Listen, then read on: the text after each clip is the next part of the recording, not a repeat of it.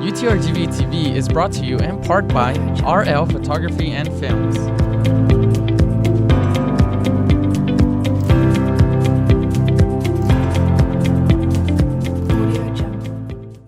Thank you for joining me on this week's UTRGV-TV edition. I am Dulce Cortinas, and UTRGV-TV starts now.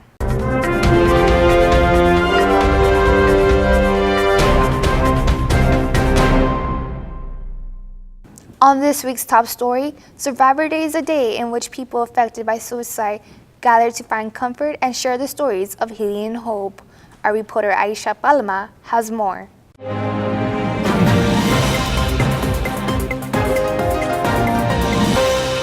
Hey there, vaqueros. I'm here in the McAllen Public Library joining the American Foundation for Suicide Prevention in their second annual Suicide Loss Session. Suicide is the 10th leading cause of death in the United States. On average, there are 121 suicides per day. Each year, 44,193 Americans die by suicide. For International Survivors of Suicide Loss Day, it's an event that occurs in 17 countries and in over 400 chapters throughout the world today on the same day. Back in 1999, Harry Reid, a senator of the United States, he lost his father and he proclaimed it Survivor Day. For many suicide loss survivors, attending these healing conferences is the first time they realize they are not alone. The events provide loss survivors with tools, resources, and a support network to help manage their grief and healing journeys. I lost my brother, Tim, to suicide in 2002, and I come for my own healing and hopefully to help other people who are also on this journey. Sponsors such as South Texas Behavioral Health Center are full supporters of this program, and with their presence, we're able to provide information about their services and educate the community. Unfortunately, at this event, the families, they lost a loved one due to suicide, and they're going through hard times. And as a hospital, we're supporting them, giving them the tools how to continue their lives. This is a situation that is not only happening with older people. I'm talking about teenagers. I'm talking about mothers, daughters, anybody, grandpa, grandma. They can commit suicide. Events such as these allow the public to heal, as well as to talk about an issue that is still taboo in today's society. In McAllen, for UTRGV-TV, Aisha Palma. HB brought the community together as they celebrated the 27th annual Feast of Sharing. Our reporter Marta Ibarra brings us the details.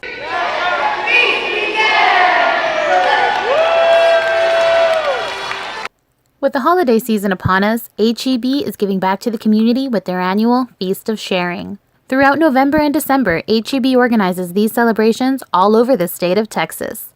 Thousands gathered in McAllen to enjoy family fun, various performances, and food. The Feast of Sharing is the culmination of a year-round commitment HEB makes to fighting hunger. We're very blessed to be here. We're very blessed to be in the community. We're very blessed to be in the valley. And this is HEB's way of giving back. For over 110 years, we've been fighting hunger since the beginning, since we opened our doors.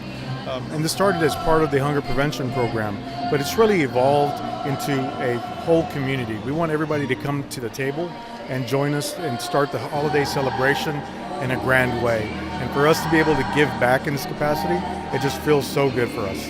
With hundreds of volunteers to help, events like the Feast of Sharing allow HEB the opportunity to show their gratitude towards the areas they serve. To see the community come together and thrive is what HEB is all about.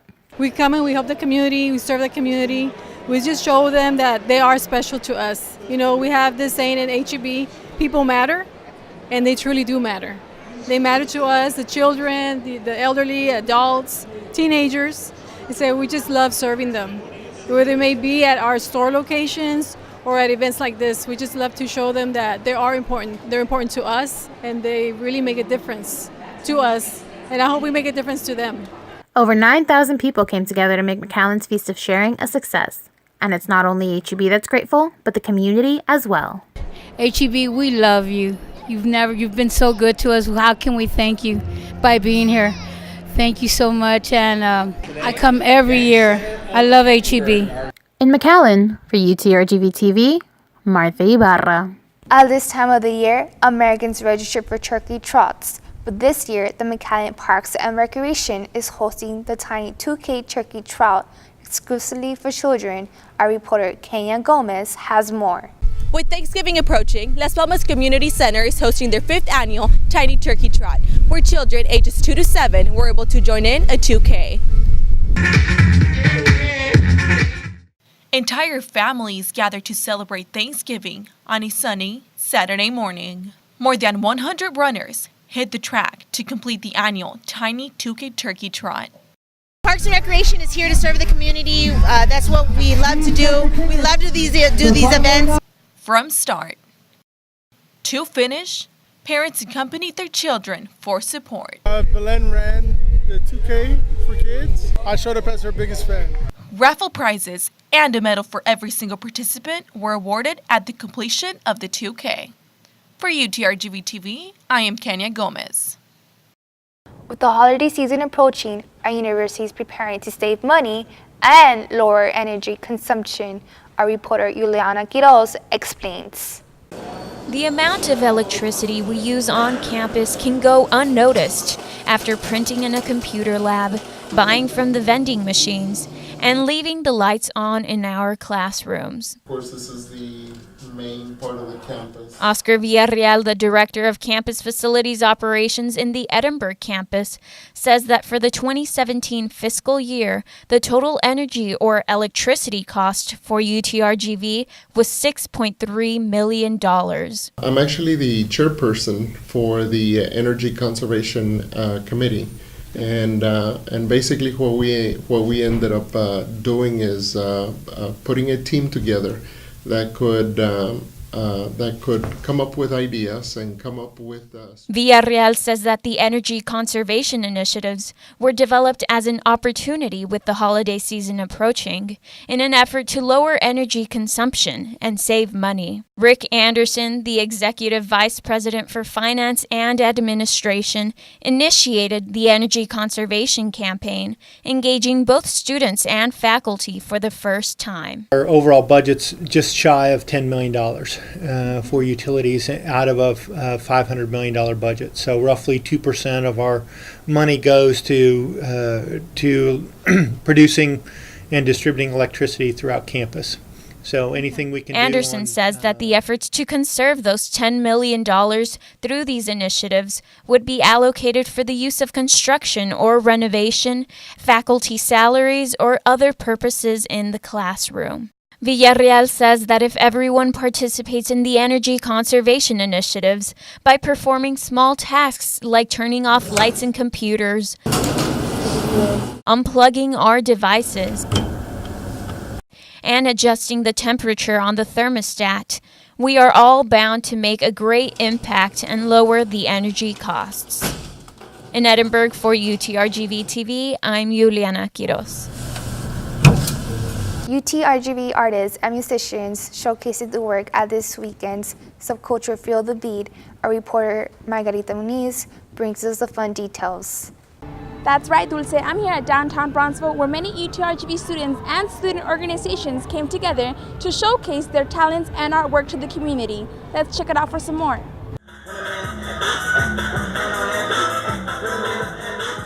With great food and music, the University of Texas Rio Grande Valley hosted their Subculture Feel the Bead event this weekend, welcoming the public to take part of such experience. So the UTRGV Subculture Feel the Bead is a free community event in which we are working together with local businesses and artists to showcase what we have to offer at UTRGV and here in the downtown Bronzeville area. Along UTRGV Radio, other student organizations and local businesses also took part of this eventful Saturday. Volunteering because my organization, FSA, Filipino Student Association, came here and are teaching dances, they're teaching, and we're actually selling boba, which is tapioca pearls with a smoothie base. You can have cookies and cream, a bunch of flavors we have. Bubba, dancing, and other hands-on workshops were just some of the many activities participants of all ages were able to enjoy. Today we have the Filipino Student Association. We also have the German Club, which are right behind me. We have ISO, which is the International Student Organization. Bronzeville residents, students, and nearby cities hope UTRGV continues organizing events featuring diversity and culture appreciation in the Valley. In Bronzeville, reporting for UTRGV-TV, I am Margarita Muñiz. By celebrating diversity in language and culture, our reporter Jorge Hinojosa shows us International Education Week.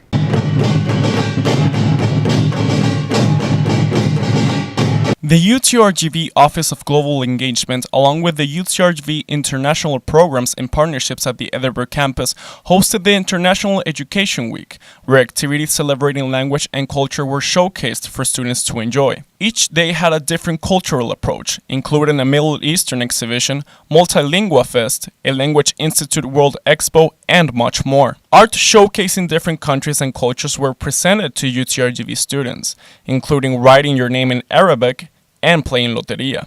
This philosophy student shared his thoughts on the Multilingual Fest. It's really an opportunity for students to learn more about the cultural diversity that's here at UTRGV. Students from around the world got the chance to get together and show UTRGV how they celebrate their country and their customs. The director of the Language Institute at UTRGV spoke about the importance of the Language Expo. The students from the Language Institute decided to participate in this year's International Education Week, and we thought it was very important that they take part in something like this because we have 14 students from different countries. From North to South America, Asia, and Europe, students got the opportunity not only to learn about their own culture, but got to educate themselves about other parts of the world as well on this year's International Education Week. Reporting for UTRGV-TV, I'm Jorge Hinojosa. This past week, students were given a chance to travel the linguistic world and UTRGV Multilingual Fest. I went out to the event to give you the exciting details. UTRGV offered a variety of events during International Education Week. The Multilingual Fest gave students a chance to travel the linguistic world. Taichung dance, and this originated from Korea, from the Joseon dynasty, and usually it was for the ladies back then, and it was supposed to like ward off spirits using big leaves, but throughout the years it originated to fans with feathers, and then later on it started becoming more of a higher class type of dance, like a few like professional like ladies would dress up and perform for the main like dynasties and stuff. And basically the dress that we wear is called a hanbok. It is usually filled with beautiful bright colors and flowers. Bukisham is a traditional form of Korean dance used in many celebrations. In the dance being performed, the dancers represent shape images using the fans. They sign in. We give them a folder that has a passport here, and they go around to each table that represents a certain language here, and they have different activities that they do, and once they do it, they get a stamp, like how to say hello, how to write their name, and how to say goodbye. Students were given a passport to travel the linguistic world. When the card was full of stamps, they were able to win a prize. It's very important for people to learn the cultures, events such as this one. I myself, I know 5 languages right now, and because I'd like to travel the world and learn about the different cultures. And it's important for everyone to do so because it allows people to better communicate. Students left with a better understanding of the different cultures and traditional dances. For UTRGV-TV, I am Dulce Cortinas. The RGV's longest-running film showcase hosts its 24th annual Cine Seoul Film Festival. Our reporter Ileana Moreno has more. What started out as the Latino Film Festival has now grown into Cine Seoul Film Festival, where filmmakers and film lovers are getting together for the premieres of 33 independent films at the historic Cine El Rey. If you like watching films, I mean, you're not a director, you're not a filmmaker, you're not an actress, but you like watching film, you need to come to a film festival, meet other filmmakers in the Valley, and you need to broaden your horizon. You need to see films other than the Hollywood Cinemark films. You need to be exposed to different genre styles, directors. Attendees enjoyed snacks while viewing never-before-seen independent films from all over the world, could join in on a special effects makeup workshop, and watch the award ceremony. The films being screened this weekend are judged for Best Actor, Director, Cinematography, and many more categories. With this week's UTRGV Sportscast, Here's Daniel Gavan.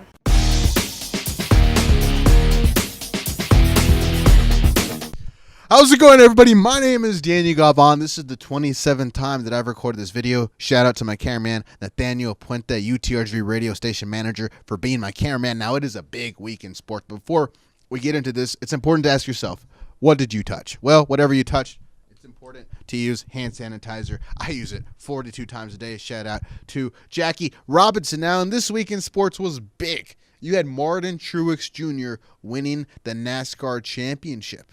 Pretty crazy stuff. Danica Patrick retired. Dale Earnhardt retired. So did the entire sports fan base 5 years ago. You also had AJ Styles taking on Brock Lesnar at WWE Survivor Series. Pretty cool stuff. Seemed realistic. And lastly, UTRGV Volleyball. This is what we'll be talking about the entire time. UTRGV Volleyball wrapped up their season this past weekend against CSU Bakersfield. It was in the WAC Championship here in Edinburgh. A real tough emotional loss for this team, and you feel really bad because when you look at this group of athletes, they have achieved so much success this past 2 years.